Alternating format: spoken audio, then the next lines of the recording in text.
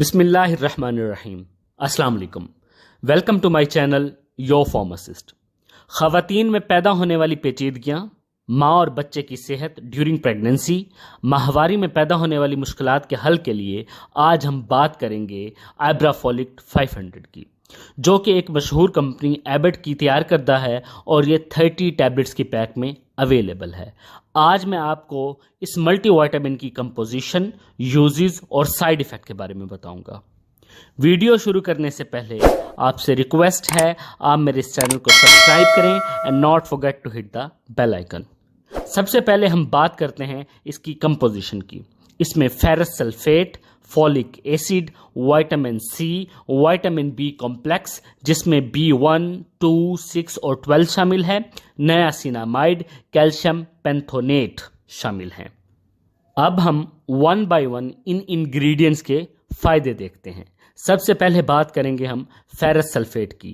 یہ جسم میں آئرن کی کمی کو پورا کرتا ہے، ہمارے خون میں لال خلیوں کی تعداد کو بہتر کرتا ہے، جس میں HP کی مقررہ مقدار کم نہیں ہوتی، اور یہ خون کی بیماری جسے ہم آئرن ڈیفیشنسی انیمیا کہتے ہیں اسے بھی یہ ٹھیک کرتا ہے۔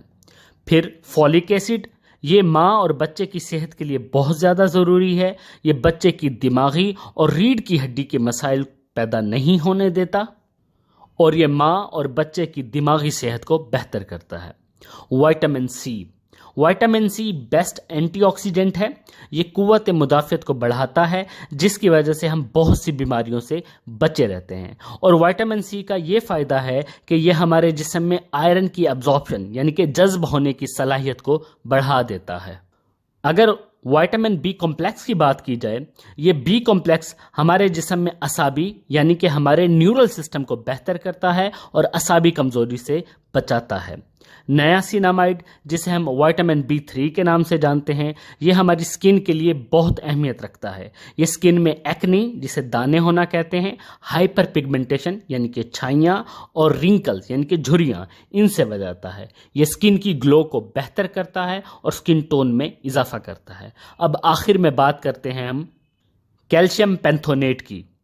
یہ ہمارے جسم میں بالوں اور ناخنوں کی گروتھ کو بہتر کرتا ہے اور ویٹ لاس میں مدد کرتا ہے۔ ایبرافولیٹ کے استعمال سے ماہواری کے دوران زیادہ خون کا ضائع ہونا اور HP میں کمی واقع ہونے کے مسائل کو بھی یہ حل کرتا ہے۔ اب بات کرتے ہیں کہ اسے کیسے استعمال کیا جاتا ہے۔ اسے کھانے سے 1 گھنٹہ پہلے پانی کے ساتھ استعمال کریں۔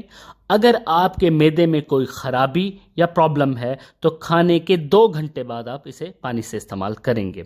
لاسٹ میں اب ہم اس کے سائیڈ ایفیکٹ کی بات کریں گے، جس میں سب سے پہلے کانسٹیپیشن ہے، جسے ہم قبض کہتے ہیں، GIT اپسیٹ، معدے میں کسی قسم کی خرابی پیدا ہو جانا، پیل یورین، پیشاب کا زرد آنا، متلی اور الٹی اور سر درد جیسی علامات دیکھنے کو ملتی ہیں۔